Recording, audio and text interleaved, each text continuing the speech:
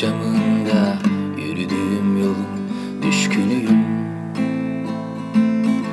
Sonucuna katlanamadığım her adımın esiriyim. Varışsız bir sefer düşlerken hedefler içinde boğuluyorum.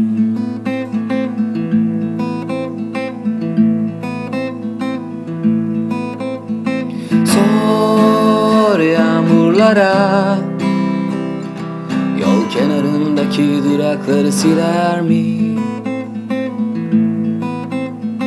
Sor yıldızlara, son bir istasyon çizer mi?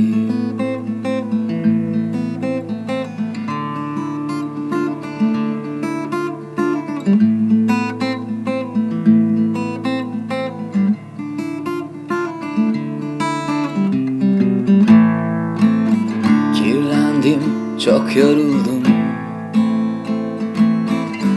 Kaybettim, ah kayboldum. Kirlendim, çok yoruldum. Kaybettim, ah kayboldum.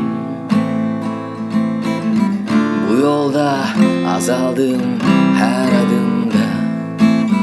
Bu yolda düştüğüm her çukurda.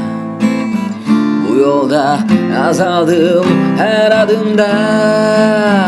Bu yolda düştüğüm her çukurda.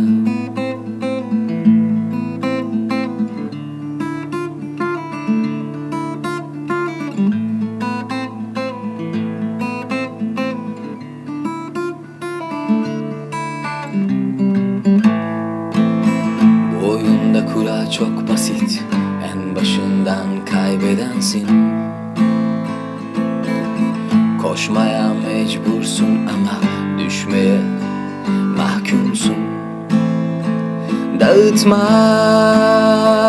terk etmek isterken daha da içine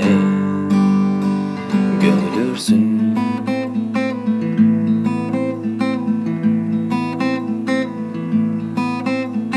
Sen hiç susmadın, hep kuralları hatırlattın. Sen hiç durmadın, çekip yakamdan beni oyuna fırlattın.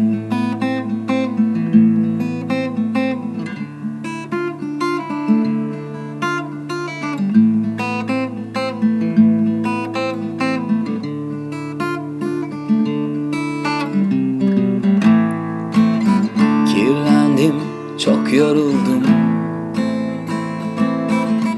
Kaybettim, ah kayboldum.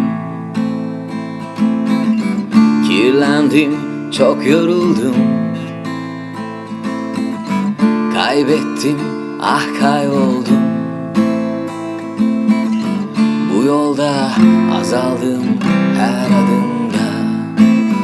Bu yolda düştüğüm her çukurda. Bu yolda azaldım her adımda. Bu yolda düştüğüm